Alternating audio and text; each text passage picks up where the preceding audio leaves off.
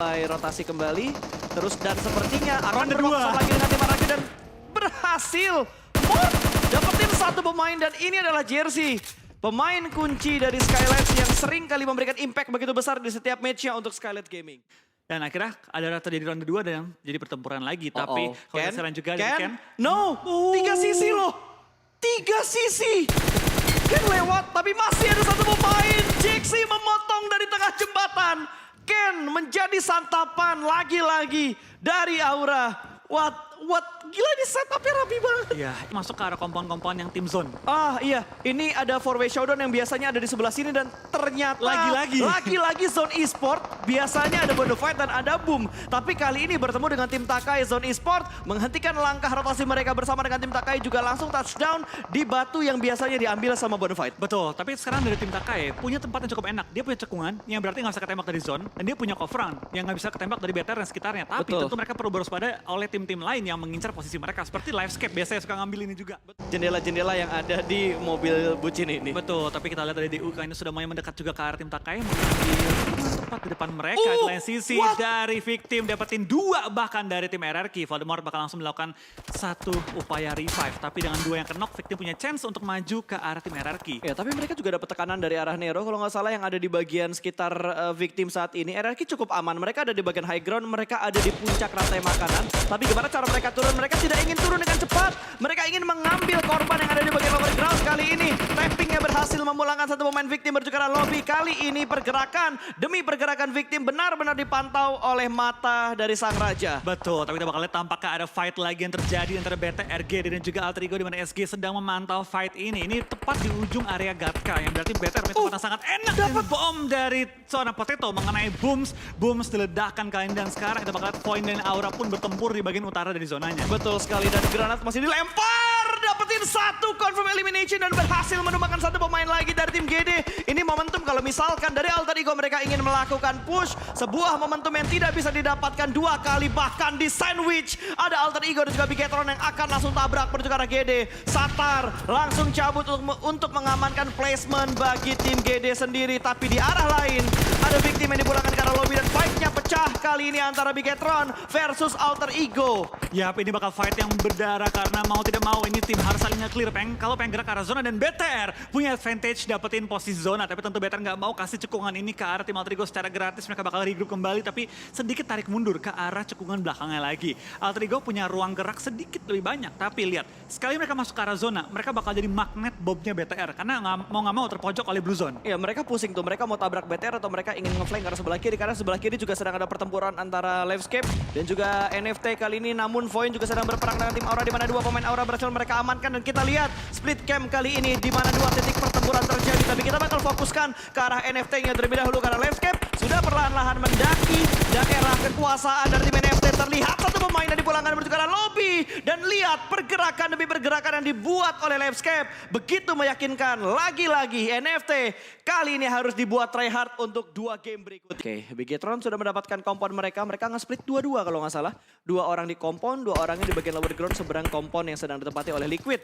Dan melihat pergerakan dari Skylight, Pinky dipulangkan ke arah lobby. Masih ada 38 yang masih bermain untuk di game menit ke-20 untuk Irangel yang kedua. Sementara Livescape yang sudah mulai bergerak perlahan agak di tengah ternyata mereka ya. Betul, ini sulit banget bagi tim Livescape karena ketika mereka maju ini akan dijepit oleh tim Boom juga. Tapi mau nggak mau mereka sporting di bagian lapangan tersebut. Sedangkan dari tim Livescape mengambil tempat yang sama seperti mereka WCD kemarin. Dicekungan dengan fortingan mobil ke arah depan untuk memblok peluru-peluru dari arah depan mereka. Tapi mereka butuh kesabaran sih. Mereka harus benar-benar tepat untuk berotasi dan ini granat lemparan ke arah Void tapi ternyata RRQ yang bakal pecah fight terlebih dahulu bertemu dengan tim Nero. Peko tumbang tinggal 2 atau 3 player aktif dari tim RRQ yang masih bertahan sejauh ini. Voldemort akan melemparkan granatnya kembali dan Nero pun rata. Ada gangguan dari Bonafide. 3-way showdown dan third party is real. Nero pulang ke arah lobby dan RRQ kali ini akan menghadapi tim Bonafide di mana Tuyul. Lihat Tuyul berani banget untuk tabrak ke bagian atas. Mendapatkan satu pemain dan Tuyul masih bisa selamat. Sedikit buying time dan ada body system di mana Hans for You akan memberikan backup. Tapi RRQ rotasi di waktu yang begitu tepat. Namun tembakan dari belakang membuat 2 pemain mereka tumbang. 2 player aktif tersisa touchdown di celah yang begitu tipis. Tapi ada third party. Alter Ego ingin join di pesta Bonafide dan juga RRQ, dan RRQ pun rata. Terlalu banyak tim yang mempunyai angle bebas ke RRQ. Betul, tampaknya terlalu banyak tim di angle yang sama. Akhirnya membuat RRQ harus pulang di posisi ke-10. 9 tim tersisa, 28 player masih live. Tim yang utuh kali ini masih ada Takai, Zone dan juga AE BTR. Dimana dari BFD dan juga dari AE masih ada player yang ke-knock. Tapi Renare dengan posisi yang cukup rapi dan juga timing yang tepat dapat knock ke arah lawannya. Sedangkan dari BTR dengan posisi mereka nggak perlu pindah terlalu jauh. Mereka punya rumah juga tadinya. Sehingga mereka bisa tinggal mengontrol tim-tim yang pengen masuk ke area circle. Ya, ini yang kita maksud tadi dibahas di awal-awal sebelum kita memulai hari ini.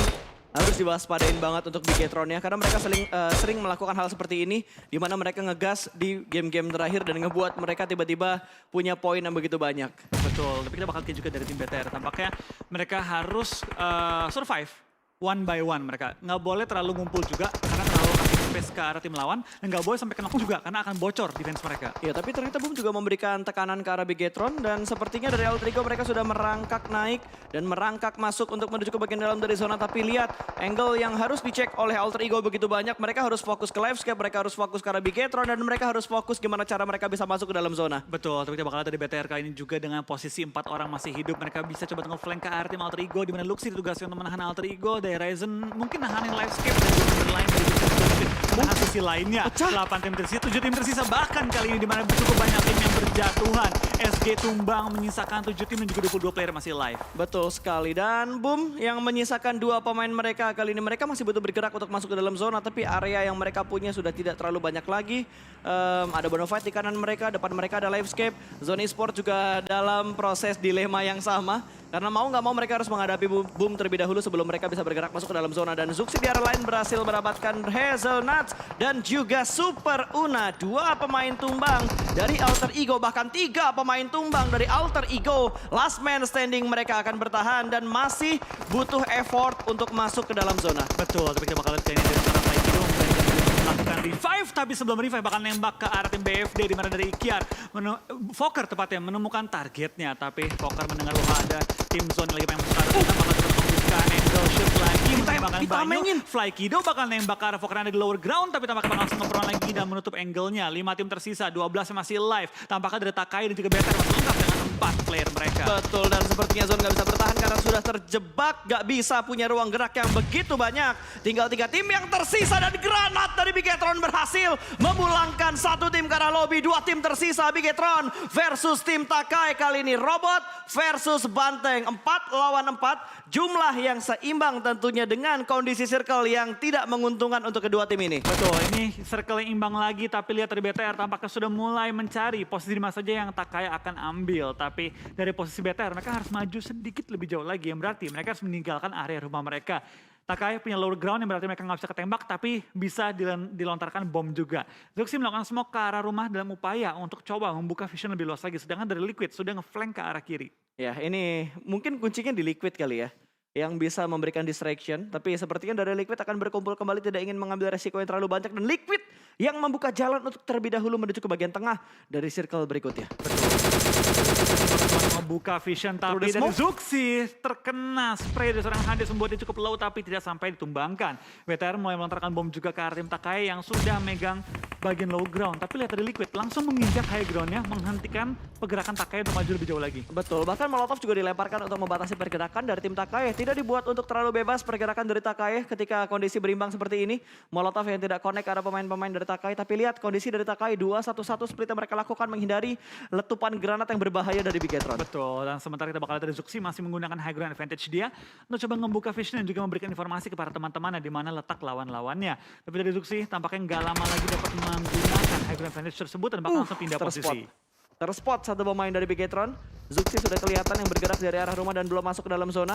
Akan di backup oleh pemain-pemain Bigetron yang lainnya. Ada Ryzen yang akan siap menyambut pemain dari tim Takai. Ini bisa aja Ryzen memberikan backstep dari arah sebelah kiri tim Takai. Betul, tapi Takai lihat mereka ngumpul di satu titik yang sama. Kalau BTR kelihatan itu mungkin bakal di 4 orang sekaligus. Betul, ini yang sangat berbahaya juga tentunya sebenarnya dari dua tim ini punya setup yang rapi untuk masing-masing tim. Cuma tinggal masalah timing yang menurut gua siapa yang akan mendapatkan momentum terlebih dahulu. Apakah ini momentum untuk Takae? Granat lempar bertukar arah Ryzen akan segera meletup. Tidak ada splash damage yang masuk ke arah Ryzen. Zuxi pun berhasil merangkak perlahan-lahan untuk masuk ke dalam zona. Dan lihat dari Kean, Crush, dua pemain begitu tertib untuk mengontrol angle sebelah kiri. Tidak dibiarkan pemain-pemain Bigetron yang bergerak dari arah rumah punya ruang gerak yang begitu luas. Betul, tembak-tembakan lontarkan tapi belum ada yang sampai connect. Tapi akhirnya Kean tertumbangkan membuka kesempatan bagi BTR untuk maju ke arah depan. Hades terkena headshot kali ini bahkan hampir tumbangkan juga oleh seorang Ryzen menemukan letak front seorang Hades kali ini. Hitmarknya connect. Lontarkan terus menumbangkan seorang Hades membuat kondisi 4 lawan 2. Akankah mereka maju ke lane dari Takai tanpa kemudian keluar. Dapetin satu trade kali ini bahkan dua.